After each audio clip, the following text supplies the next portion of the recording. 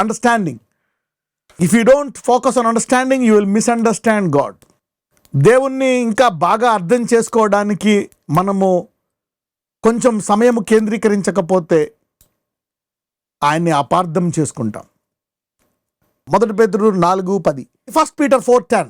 దేవుని నానా విధమైన కృప విషయమై మంచి గృహ నిర్వాహకులయుండి ఒక్కొక్కడు కృపావరము పొందిన కొలది ఒకనికొకడు ఉపచారము చేయుడి. As every man has received the gift, even so minister the same one to another as good stewards of the manifold grace of God. Good stewards. Be good. Try to multiply your gift and talent that God has given you. దేవుడు అలా వదిలేడు, guide చేస్తాడు. దేవుడు చెప్తాడు, do this, do that. చూడండి, for every natural thing you do you encounter a super natural miracle. దానికి విశ్వాసం వాడాల. For every super natural thing, ఆ న్యాచురల్ ఒబీడియన్స్లో ఈ సృష్టిలో ఉండే సాధారణమైన పనులు దేవుడు చెప్తాడు. ఆ సాధారణమైన పనులు దేవుడు చెప్పినప్పుడు మనం చేశామనుకోండి, అసాధారణమైన అద్భుతాలు జరుగుతాయి, అసాధారణమైన కార్యాలు దేవుడు చేస్తాడు. So God will test you in the natural. ఆ న్యాచురల్ దాంట్లోనే దేవుడు మనకి బోధిస్తాడు, మనకి చెప్తాడు. ఇక్కడ అదే చెప్తున్నాడు, దేవుని నానా విధమైన కృప విషయమై మంచి గృహ నిర్వాహకులయుండి ఒక్కొక్కడు కృపావరము పొందిన కొలది ఒకనికొకడు ఉపచారము చేయుడి. ప్రతి ఒక్కరికి ఒక్కొక్క వరం ఇస్తాడంట. అది ఇచ్చినప్పుడు దాంతో మనం ఉపచారం చేయాలి. You to work out the gift, exercise your gift, manifest your gift. కొంచెం ఎక్స్ట్రా టైం పెట్టాలి దాని మీద, కొంచెం దాని గురించి ప్రార్థించాలా, ఓకే, ఒక అడుగు ముందుకెయ్యాలి. గుడ్ స్టీవర్డ్స్ అంటే work out that gift, do something. అందరికీ అన్నిటికంటే గొప్ప వాగ్దానం ఇచ్చాడు, పరిశుద్ధాత్మనే ఇచ్చేశాడు. ఆ వరాలకు ఉండేటువంటి కేంద్రాన్ని ఇచ్చేశాడు. He has given us the factory of gifts and the factory of fruits. నువ్వు తయారు చేసుకోవడమే. Every believer is a factory. You are a garden. నీవు ఫలాలు తీయొచ్చు, వరాలు తీయొచ్చు. You can bring everything in you. Everybody has a gift. God wants you to bring it out. చూడండి, కలిగిన వానికే ఇవ్వబడును, లేని వాని వద్ద నుండి ఉన్నది తీసివేయబడను. అంటే దేవుడు మనలో ఉండేదాన్ని పూర్తి సామర్థ్యంతో వాడాలని కోరుకుంటున్నాడు. He wants us to use more efficiently. కొలస్సీలకు రాసిన పత్రిక 1వ అధ్యాయము 26-29. మీ నిమిత్తము నాకు అప్పగింపబడిన దేవుని ఏర్పాటు ప్రకారము నేను ఆ సంఘమునకు పరిచారకుడనైతిని.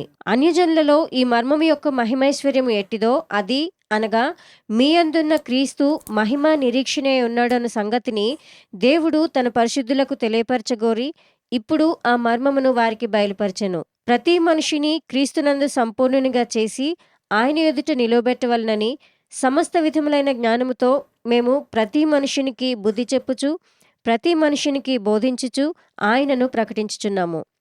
అందునిమిత్తము నాలో బలముగా కార్యసిద్ధి కలుగచేయు ఆయన క్రియాశక్తిని బట్టి నేను పోరాడుచు ప్రయాసపడుచున్నాను. So Paul is a proof.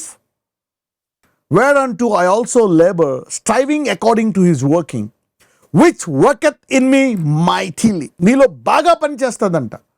అంటే దేవుని విషయంలో మనం ఏదైనా ఒక ముందడుగేసి ఏదైనా తలాంతులో పని చేస్తే అది బహు గొప్పగా పనిచేస్తుందంట. Mightily. That's the gift I have given you. Mightily it will work. నువ్వు వ్యాపారం చెయ్యి, అభివృద్ధి పొందుతావు. ఏమో ఒకటి లాస్ అయ్యేవేమో, పోనీ మళ్ళా చెయ్యి. మళ్ళా లాస్ అయ్యేవా, మళ్ళా చెయ్యి. ఒక నుయ్యి తవ్వాడు, పూర్తి చేశారు. మళ్ళా నుయ్యి తవ్వాడు, మళ్ళా పూర్తి చేశారు. ఫిలిస్తీన్లు వరం ఉంది, దేవుడు చెప్పాడు ఇక్కడ నువ్వు పంట పండించాలి. మరి పంట పండించాలంటే మరి నుయ్యి తవ్వాలి కదా. తర్వాత మళ్ళా నుయ్యి తవ్వితే ఏ బావి వచ్చిందంట? అప్పుడు జలలు గల బావి అండి. అతను ఆపేస్తే కనుక, అంటే మొదటిసారి, రెండోసారి, మూడోసారి, you see that he was hearing. దేవా ఏం చేయను, ఇలా చేస్తున్నారు, ఇలా ఏం చేయను, dig again, dig again, dig again అంటే దేవుడు చెప్పడమే. దేవుడు చెప్పినప్పుడు వర్క్ సెకండ్ టైం. మరి పౌలు ఒకసారి బోధించినప్పుడు ఏం చేశారు? వాళ్ళతో కూడా చంపేశారు. ఇంకో చోటుకి వెళ్ళిపోయాడు. ఈసారి ఇలా కాదని చెప్పి ఓడలో వెళ్ళిపోయాడు, జైల్లో పెట్టారు. అక్కడ ఇక్కడ ఎక్కడికి ఆఖరికి జైల్లో కూడా పనిచేస్తుంది. జైలు పునాదులతో సహా పాటలు పాడేటప్పటికి మొత్తం డోర్లన్నీ ఓపెన్ అయిపోయాయి. ఎక్కడైనా పని చేస్తుందంట. It will work anywhere. It will work mightily. I'm telling, it will work mightily. యాకోబు 10 ఏళ్ళు, 20 ఏళ్ళు, 21 సంవత్సరం మొత్తం వచ్చేసింది. అందుకే వినే అలవాటు. అందుకే దేవుడు శిష్యులకి 2 ట్రైనింగ్ ఇచ్చాడు. Train them in a multiple way to be strong, to be blessed. అందుకే ఇది చాలా important to hear from God. Understanding, this is very, very, very important. Somebody is drawing more from the word of God. చాలా మంది ఈ Bible గ్రంథం నుంచి జీవ జల నదులు తోడుకుంటారు. Do something, work it out. చూడండి, ఆ 38 సంవత్సరాల క్రితం కూడా అక్కడే పడి ఉన్నాడు. ఎవరో ఒకరు పడుతున్నారంట అందులో. పోనీ 2 సార్లు 3 సార్లు ఇక నన్ను ఎవడేయడని వెళ్ళిపోయాడా? 3వసారి, 4వసారి, 5, 6, 7, 8, 9 అలాగే ఎన్నిసార్లు? 38 సంవత్సరాలు కూడా అలా దొర్లుకుంటా వచ్చి అక్కడ ఉండేవాడంట. ఏమయ్యాడు? టకాలను పరిపెత్తుకొని పరిగెడుతున్నాడు. 38 years, that's a miracle. Waiting for the kingdom never puts you down. Waiting for the kingdom. Never give up. Faith people ఎవరైనా వదిలిపెట్టాలో కానీ విశ్వాసులు వదిలిపెట్టకూడదు.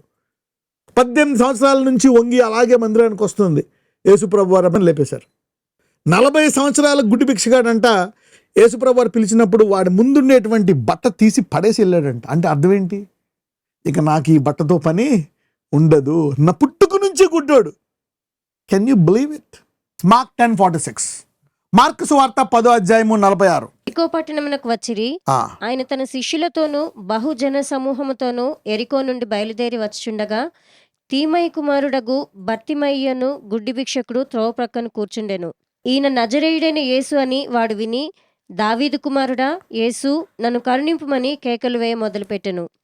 ఊరకుండుమని అనేకులు వానిని గద్దించిరి, కాని వాడు, దావీదు కుమారుడా నన్ను కరుణింపుమని మరి ఎక్కువగా కేకలు వేసెను. అప్పుడు యేసు నిలిచి వానిని పిలువుడని చెప్పగా వారా గుడ్డివాన్ని పిలిచి, ధైర్యము తెచ్చుకొనుము, ఆయన నిన్ను పిలుచుచున్నాడు, లెమ్మని వానితో చెప్పిరి. అంతట వాడు బట్టను పారవేసి, he just put out, he cast away his garment, rose and came to Jesus. అంటే ఈ బట్ట నాకు అవసరం లేదు. You see his faith? The guy was born blind. దేవుణ్ణి కరెక్ట్గా అర్థం చేసుకుంటే ఎన్నడూ చేయలేనివి ఇక జీవితంలో అవ్వదు అనేవి నువ్వు చేసుకోవచ్చు. బీదవానిగా ఉండిపోవాల్సిన అవసరం లేదు. ఆ వ్యాధితో ఉండిపోవాల్సిన పని లేదు. ఆ కష్టంలో ఉండిపోవాల్సిన పని లేదు. You don't need to be stuck the way you are stuck. Look at his faith. This guy through his garment away. అంటే ఏంటి? Something you hear will give you something powerful. నీవు వినేది చాలా గొప్పగా చేయొచ్చు. నువ్వేం వింటున్నావో జాగ్రత్తగా చూసుకోవాలి. చూసారా?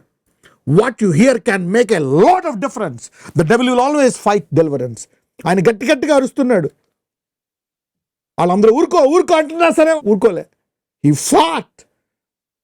Faith will never give up. Faith doesn't think the impossible. Hearing and knowing about God. ఈ వాక్యం తర్వాత అనేకులకు ఎన్నడూ తెరవబడిన ద్వారాలు తెరవబడతాయి. This is what gives you faith to believe in uncommon things. ఆ వ్యక్తి యొక్క విశ్వాసం చూడండి, ఎలా బటన్ పడవేసి ముందుకెళ్ళిపోయాడు. అంటే పని చేస్తుందా? పని చేయదా? పని చేస్తుంది. విశ్వాసం పని చేస్తుంది. ఫెయిత్ విల్ వర్క్ మైటిలీ అన్నాడు పౌలు. చాలా బాగా పనిచేస్తుంది అంట. అన్నట్లో పనిచేస్తుంది. భూమి దాని సంపూర్ణత. Research, it will work. Use faith in education. విశ్వాసాన్ని అన్నట్లో వాడు బాగా పనిచేస్తుంది. చూద్దాం 1 కొరింథీయులు 4:1-2. ఈలాగున క్రీస్తు సేవకులమనియు దేవుని మర్మముల విషయంలో గృహ నిర్వాహకులమనియు ప్రతి మనుషుడు మమ్మను భావింపవలెను. మరియు గృహ నిర్వాహకులలో ప్రతి వాడును నమ్మకమైన వాడు అయి ఉండుట అవశ్యము. మనకి మర్మాలు తెలుస్తాయి దేవుని వాక్యం వింటే అని జ్ఞానం ఉండి మనం తెలుసుకోవాలి. So you should also get addicted for mysteries. Tune your years to hear mysteries. ఈ వాక్యం తర్వాత అనేకులకు ఎన్నడూ తెరవబడిన ద్వారాలు తెరవబడతాయి. ఇది తెలిసిన తర్వాత somebody is going to new heights.